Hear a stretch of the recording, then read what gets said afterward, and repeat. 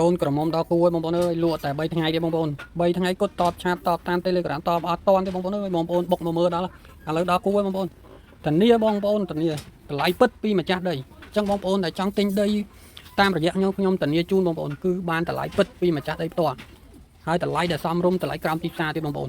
ទេសភាពស្អាតបងប្អូនអញ្ចឹងបងប្អូនដែលមានបំណងមានដីឬផ្ទះលក់បន្ទាន់ក្រោមទីផ្សារអាចតំណែងមកខ្ញុំបានបងប្អូនដែលនៅក្នុងខណ្ឌជ្រោយចង្វាសង្កាត់ព្រែកលៀបស្ពានលេខ1ដល់លេខ6អ្នកកោះដាច់ឬអ្នកកោះញ៉ាតៃអាចតំណែងមកខ្ញុំបានបងប្អូនខ្ញុំលក់ក្នុងតម្លៃទីផ្សារឲ្យល្អហើយខ្ញុំគិតភាគរយតែ3%ទេបងប្អូនហើយតែបងប្អូនចង់លក់ពិតប្រាកដហើយមានភាពស្មោះត្រង់ជាមួយគ្នាទាំងអ្នកលក់ទាំងអ្នកទិញឲ្យតែមានភាពស្មោះត្រង់មួយគ្នាគឺដើរទៅរលូនហើយអត់មានអីប្របាកបងប្អូនអញ្ចឹងបងប្អូនដែលមានបំណងចង់លក់អាចតំណែងមកខ្ញុំបានខ្ញុំជួយលក់បានហើយបងប្អូនអ្នកទិញមិនបាច់បារម្ភពីតម្លៃទេគឺខ្ញុំលក់តម្លៃពិតពីម្ចាស់ដីផ្ទាល់ហ្មងអញ្ចឹងបងប្អូនអាចមកតាក់ទងតាមខ្ញុំតាមរយៈខ្ញុំថ្លៃដីណាមួយគឺពិតប្រាកដ